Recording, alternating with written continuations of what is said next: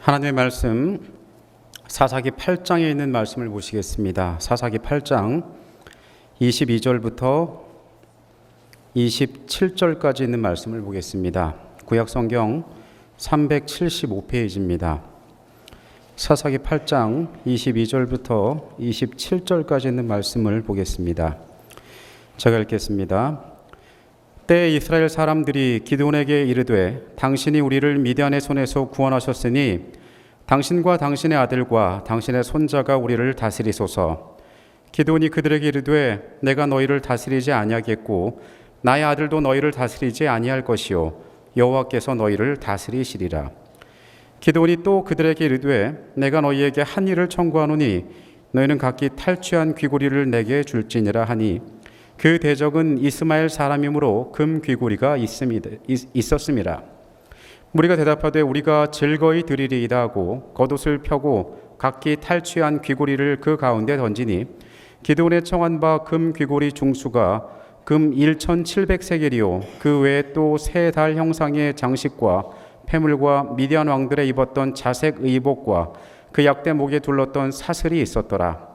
기드온이 그 금으로 에봇 하나를 만들어서 자기의 성읍 오브라에 두었더니 온 이스라엘이 그것을 음란하게 위함으로 그것이 기드온과 그 집의 올무가 되니라.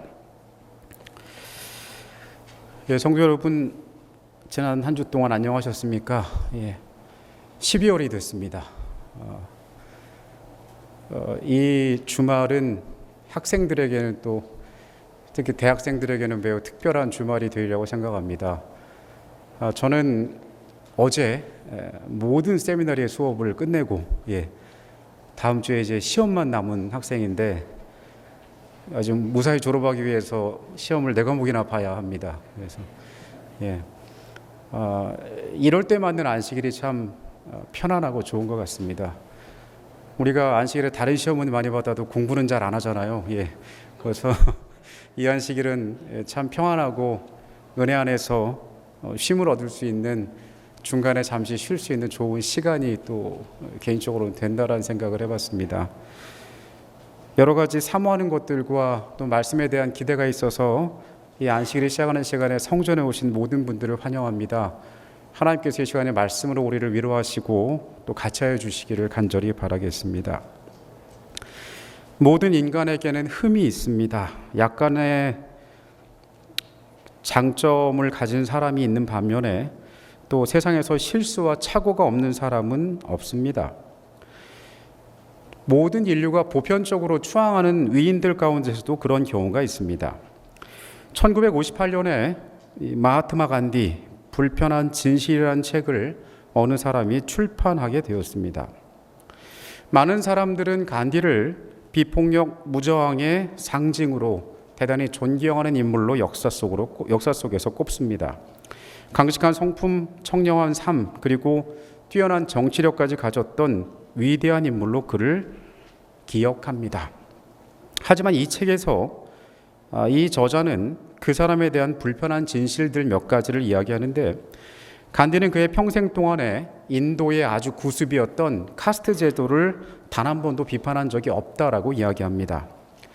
가진 자들의 이익을 위해서 복무했으며 또 그는 청년들을 기꺼이 전장으로 내몰았던 아주 잘못된 인권관을 가지고 있었던 사람이라고 기록하고 있습니다.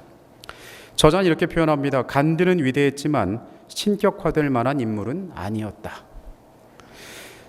모든 사람이 완벽하지 않다는 사실을 보여주는 하나의 예가 아닐 수가 없습니다. 사사기 8장은 기드온이 미디안과의 해방전쟁을 승리한 후의 이야기를 담고 있습니다. 우리가 기드온에 대해서 너무 잘 아는 이야기는 그가 300용사를 데리고 하나님의 부르심에 따라 순종하여 민족을 구원한 이야기를 우리가 잘 알고 있습니다. 8장에서는 그 승리 다음에 기드온이 겪은 여러 가지 일들이 나오고 있는데, 먼저 기드온이 에브라임 지파와의 논쟁 가운데 민족의 문제를 매우 평화롭게 해결한 사건이 있은 다음에 오늘 우리가 읽은 본문 22절부터 나오는 말씀이 나옵니다. 사사기 8장 22절의 말씀부터 오늘 본문을 한번 살펴보기를 원합니다. 때 이스라엘 사람들이 기드온에게 이르되 당신이 우리를 미디안의 손에서 구원하셨으니 당신과 당신의 아들과 당신의 손자가 우리를 다스리소서. 사사기 전체에 보면은 자주 반복되는 표현이 있는데요. 그게 무엇이냐면 그때 이스라엘에 왕이 없으므로라는 표현이 자주 나옵니다. 사람들이 각자 소견에 옳은 대로 행하였더라. 그때 이스라엘에 뭐가 없었다고요? 왕이 없었다고요. 하나님의 심정을 떠나서 최소한 백성의 관점에서 자기 나라가 가진 문제가 뭐였냐면은 우리는 이방 나라가 가지고 있는 것 같은 강력한 왕이 없다는 사실이었어요. 군대를 거느리고 전란에서 나라를 구원하고 강력한 리더십을 발휘해가지고 나라를 견고하게 세우는 리더가 우리한테도 필요했는데 우리한테 뭐가 없다고요? 왕이 없다는 거예요. 그래서 이 사람들은 가나안 정착 이후로 꾸준히 이 주변 나라들의 왕을 부러워합니다. 그런데 이제 민족 가운데 누가 나타났어요? 영웅이 나타났어요. 7년 동안 압제해봤던 이 민족이 강력한 미디안을 물리치고 우리의 주권을 되찾아오는 일을 하였습니다. 그리고 분연히 일어나 백성을 모았던 이 기드온에 대하여 그들이 무엇이 되길 청하는 거예요? 우리의 왕이 되어 주십시오. 당신도 다스리고 당신 아들도 다스리고 당신 누구도요? 손자도 우리를 다스려달라고. 이 왕정제도의 특징이 뭐냐면 세습되는 곳에 있어요. 그러나 그들이 요구하는 이것은 사람의 인식 가운데는 합당한 것이었을지 모르지만은 영적인 안목에서 합당한 것은 아니었습니다. 왜냐하면 이 사람들은 그들이 얻은 구원이 기드온이라는 한 영웅을 통하여 가능했다고 생각했기 때문이었습니다. 그런데 실상은 그 위대한 구원을 누가 주신 거예요? 하나님께서 주셨던 겁니다. 기드온은 스스로의 존재를 인지하고 있었습니다. 나는 여호와께서 나를 부르시기 전에, 나를 세우시기 전에 어떤 사람이었다고요? 타작을 하려고 몰래 숨어가지고 눈치 보던 사람이었다고. 그리고 증거를 보여주시는 것을 믿지 못해가지고 양털을 젖게 해달라, 말리게 해달라 여러 번 의심하며 요구했던 사람이라는 사실을 그는 너무도 잘 알고 있었습니다. 그에게 이것은 대단히 매력적인 제안이었습니다. 너는 물론이고 네 아들과 네 집안 전체가 우리를 다스려달라는 제안에 대해서. 그러나 기드온은 23절에 다음과 같이 반응합니다. 기드온이 그들에게 이르되 내가 너희를 다스리지 아니하겠고 나의 아들도 너희를 다스리지 아니할 것이요 여호와께서 뭐 하겠다고요? 너희를 다스리시리라. 기드온은 그 요청을 거절합니다. 자기도 자기 후손도 아닌 누가요? 여호와께서 너희를 다스리시리라. 기드온은 이스라엘의 구원과 놀라운 역사의 성취는 자신의 능력이 아닌 하나님께로서부터 왔음을 알고 있었습니다. 이 사람은 여전히 그 자신은 이 모든 역사를 이루는 데 있어서 어떠한 내 개인의 능력도 개입되지 않았다는 사실을 잘 알고 있었습니다. 그가 생각해 볼 때 그의 아들과 그의 자손들도 역시 마찬가지였습니다. 거기에 합당한 능력을 갖고 있으리라는 보장이 없었습니다. 세습은 인간적인 방법이었고 그것이 이 이스라엘 백성들이 다른 나라를 부러워한 결과였습니다. 그 사람들은 영적인 안목으로 하나님의 통치를 바라보지 않고 무엇만 바라봤냐면 옆 나라들 보니까 어떻게 해요? 그렇게 해요. 힘센 사람이 자식한테 힘을 물려주고 그 자식이 또 힘을 물려주고. 타인의 것을 부러워하던 백성들은 하늘의 것을 보지 못하였던 것입니다. 그러나 이 판단력 있는 하나님께서 세우신 지도자는 그것이 하나님의 뜻이 아님을 알고 뭐라고 얘기했어요? 여호와께서 너희를 다스릴 것이라고요. 제가 목회할 때 교회에서 사사기를 같이 연구한 적이 있었는데요. 그때 제가 이 책에 대하여 어떤 별명을 좀 붙여보았냐면 부끄러움의 책이라는 말을 붙여본 적이 있습니다. 사사기에 보면 온갖 인간 군상들이 다 나오는데 못난 사람들은 다 모아놓은 것 같이 나와요. 읽기 민망한 얘기, 성경을 읽다가 실망한 얘기. 저는 어느 사람이 교회에 처음 들어와서 성경을 읽다가 뭔가 영적으로 도전을 받는다면 그 책이 사사기일 것이라고 생각합니다. 왜냐하면 세상에 저지르는 범죄와 인간의 악한 모습들이 여기 다 나와 있기 때문에 그렇습니다. 어쩌면 사람이 이렇게 못나고 악할까라는 생각이 드는 책이 바로 사사기예요. 그래서 저는 부끄러움의 책이라는 이름을 붙여보았습니다. 그런데 이런 사사기에서 이 장면은 단연 우리가 꼽을 만한 아름다운 장면 중에 한 장면입니다. 나도 아니고 내 아들도 아니고 내 손자도 아니고 누가요? 여호와께서 너희를 다스릴 것이라. 요즘 그 인터넷상에서 젊은이들 사이에 신조어 중에 뭐가 있냐면 사이다란 말이 있어요. 사이다. 사이다는 다 아시죠? 사이다가 뭐예요? 예, 미국의 흔한 소다인데 그거를 이제 투명한 맑은 색깔 물이죠. 사이다는 어르신들도 다 알죠. 예. 사이다란 말은 제가 영어도 아니에요. 어디서 왔는지 모르겠어요. 사이다는. 근데 사이다라는 말의 뜻이 무엇이냐면 뭔가 답답하고 이렇게 모든 사람이 뭔가 불편한 가운데 누군가가 속이 뻥 뚫릴 만큼 시원한 말을 해주면 그거를 사이다라고 얘기를 하더라고요. 그래서 뭐 사이다 발언 뭐 이제 이런 얘기를 해가지고 요즘에 신조어로 많이 도는 말이 있어요.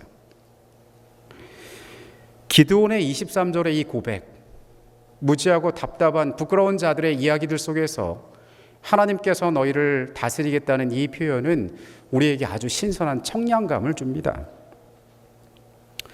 이 죄인은 신정정치의 원칙을 직접 범하는 것이었다. 하나님께서 이스라엘의 왕이었으므로 그들이 한 인간을 보좌에 앉히는 것은 저희 하나님의 주권을 거절하는 것이 될 것이었다. 기드온은 이 사실을 잘 알았고 그의 대답은 그의 동기가 얼마나 참되고 고상함을 나타내었다. 기드온은 괜찮은 사람이었습니다. 하나님께서 부를 만한 사람이었습니다. 그는 자신의 형편과 자신의 능력과 자신의 힘의 원천이 어디에서 온지를 알고 있던 자였습니다. 그는 왕권에 대한 거절을 통하여 그의 고결함을 드러내었습니다. 내가 합당하지 않은 자란 말을 통하여 그는 하나님께 그 승리의 영광을 돌렸습니다. 그리고 이 사람의 그런 선택은 그를 더 빛나게 만들었습니다. 아름다운 장면입니다. 8장에 그가 승리를 얻었고요. 그리고 8장 초반에 에브라임 지파의 말도 안 되는 도발에 대해서 아주 지혜로운 말로써 백성의 분열을 막습니다. 그리고 이 장면에서 그가 겸손을 드러내고 하나님의 이름을 높임으로 기드온은 3번이나 그가 합당한 지도자라는 사실을 백성들 앞에 나타냅니다. 여기서 8장이 끝나면 너무 좋았을 텐데요. 여기서 8장이 끝나지 않습니다. 24절의 말씀을 봅니다. 기드온이 또 그들에게 이르되 내가 너희에게 한 일을 청구하노니 너희는 각기 탈취한 귀고리를 내게 줄지니라. 그 대적은 이스마엘 사람이므로 금 귀고리가 있었습니다. 예언의 신과 다른 여러 기록에 보면 이 미디안과의 전쟁에서 이스라엘이 승리한 전과가 어느 정도였냐면 미디안 사람 12만 명을 죽였습니다. 그런데 이 사람들은 이스마엘 족속, 다시 말해서 어떤 풍습이 있었냐면 귀에다가 금으로 장식한 고리를 끼고 다니는 풍습이 있었어요. 12만 명이 죽었으면 전쟁에 이긴 사람들이 그 사람들의 재산을 노략했겠죠. 그러니까 이거 12만 개를 이제 다 백성들이 가져간 거예요. 전리품으로. 기드온이 왕이 안 되겠다고 다 겸손함을 드러냈더니 사람들이 아마 박수를 쳤을 것입니다. 야, 이 사람은 우리가 못 보는 영적인 안목도 있고 겸손하고 정말 하나님께서 우리에게 훌륭한 종을 보내셨다고. 근데 기드온이 그 뒤에서 무슨 얘기를 해요? 뭐 다 괜찮은데 당신들 전장에서 그 이렇게 장신구 좀 주워온 게 있을 텐데 나한테 그것만 좀 주면 안 되겠냐고. 여러분 그거 주는 게 어려울까요? 어렵지 않죠.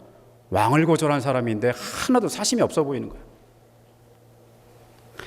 25절입니다. 무리가 대답하되 우리가 즐거이 드리리다 하고 겉옷을 펴고 각기 탈취한 귀고리를 그 가운데 던지니 기드온이 청한 바 금 귀고리의 중수가 금 1,700세겔이요.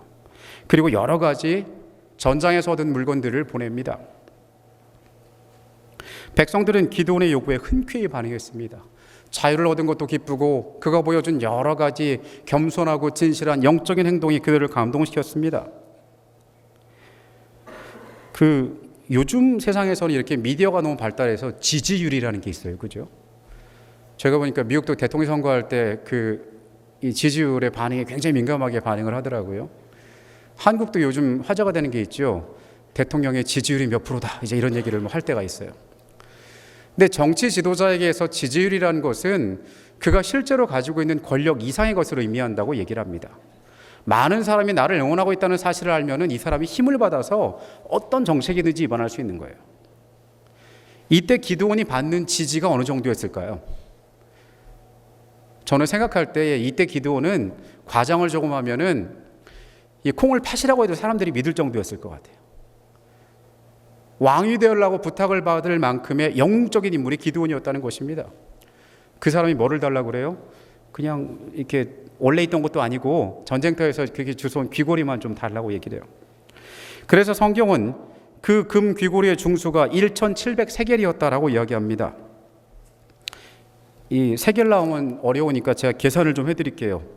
한 세겔에 11.42g, 대충 계산하면 20kg어치의 금을 가진 것입니다.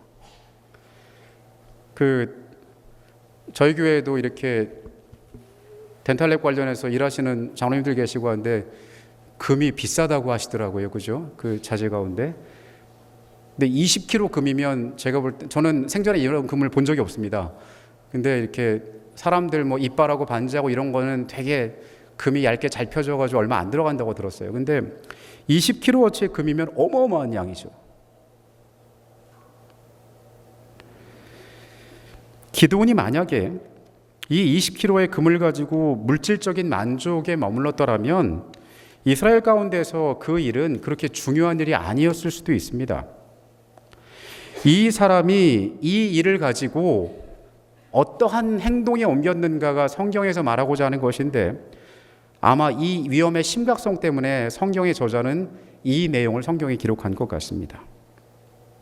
그러나 기드온은 다른 과오를 범하였으니 이는 그의 집과 온 이스라엘에게 재난을 가져왔다. 대전쟁 후에 오는 평온한 때가 흔히 싸움할 동안보다 더 큰 위험이 따른다. 기드온은 이제 그 위험에 직면하였다.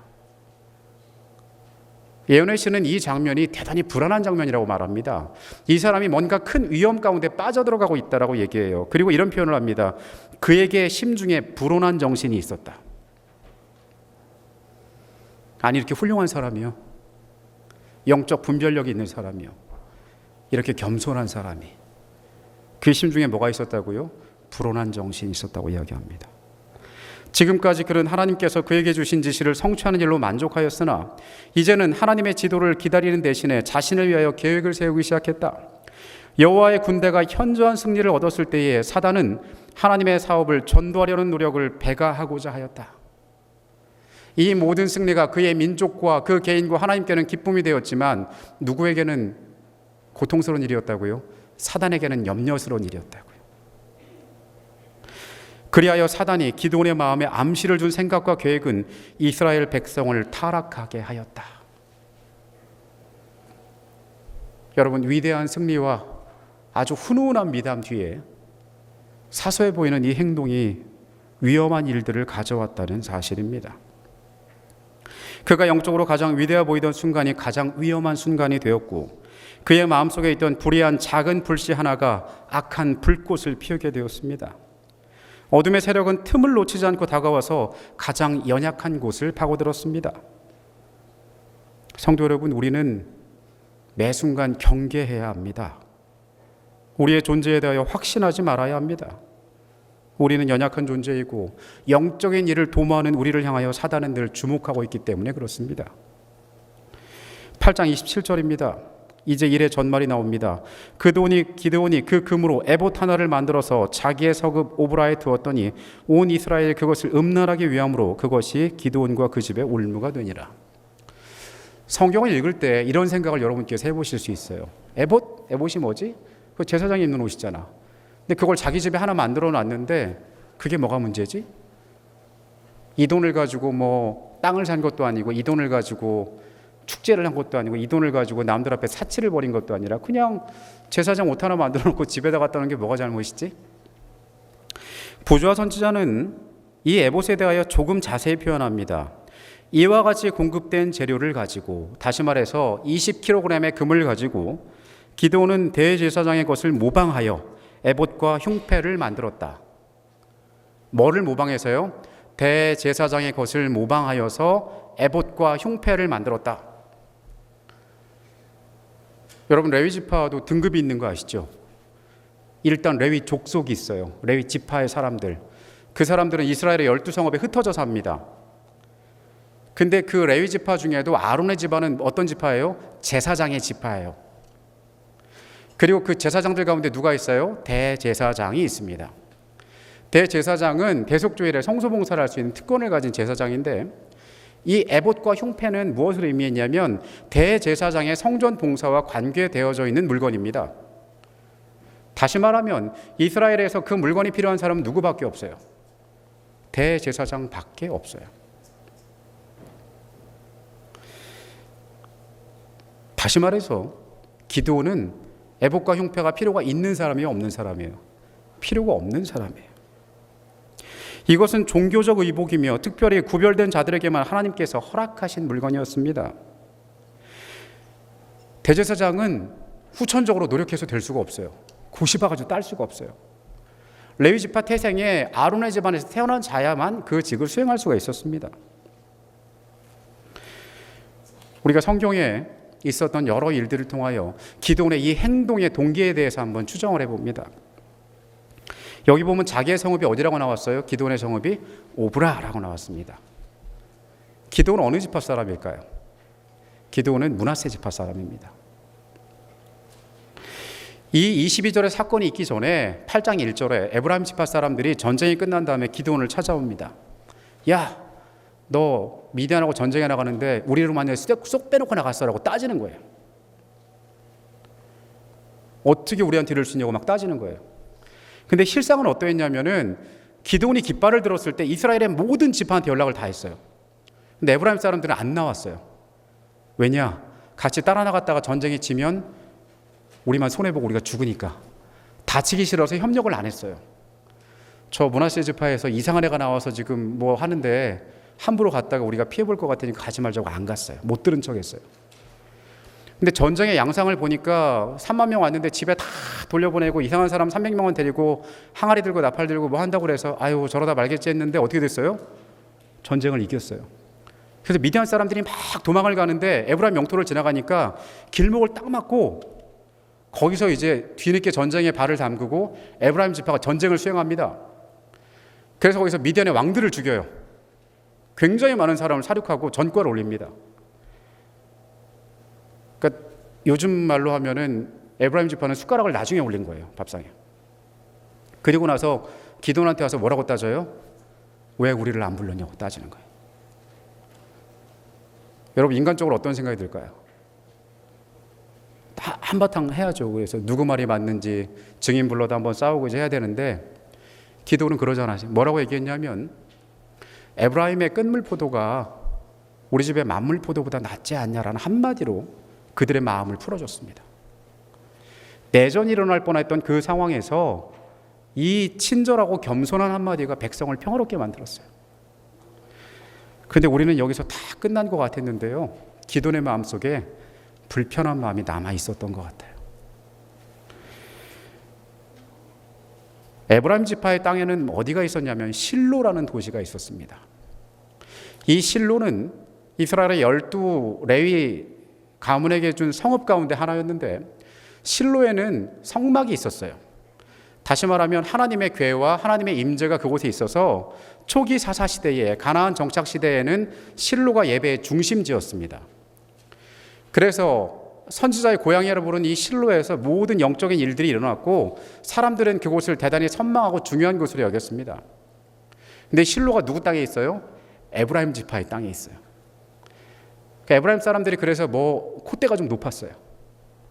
저도 뭐 미국 와서 들었는데 이렇게 뉴욕에서 태어난 아이들이 뭐 자부심이 좀 있다며요. 예, 뭐 저는 잘 모르겠습니다. 근데 자기 뉴요커라고 막 그런다는 얘기를 좀 들었어요. 예. 저는 모르겠어요. 시골에만 살아봐가지고 모르겠는데 에브라임 지파 사람들은 그런 프라이드가 있었어요. 야, 우리 동네에 뭐 있어? 우리 동네에 성막이 있어. 우리 동네에 뭐 있어? 우리 동네에 법궤 있어. 그리고 겉보기에도 이 지파는 꽤 괜찮은 영토와 가장 많은 민족의 수를 자랑하는 지파였습니다.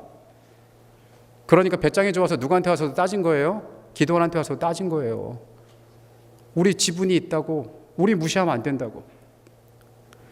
겸손하게 그 문제를 지나갔던 이 지도자는 마음 가운데 일말의 불편함이 남아 있었습니다. 그래서 어떤 생각을 한 거예요?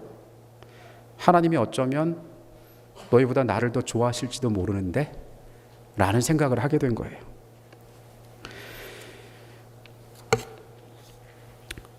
예배의 중심이었던 실로에 대해서 드려지는 예배는 하나님께서 지정하신 예배였습니다. 그곳에서만이 제사장이 봉사하였고 그곳에서만이 하나님의 궤가 있었고 그곳에서만이 에봇과 흉배가 제 역할을 할 수 있었습니다. 합당한 자에게 주어진 합당한 방법으로 예배가 드려져야만 했습니다.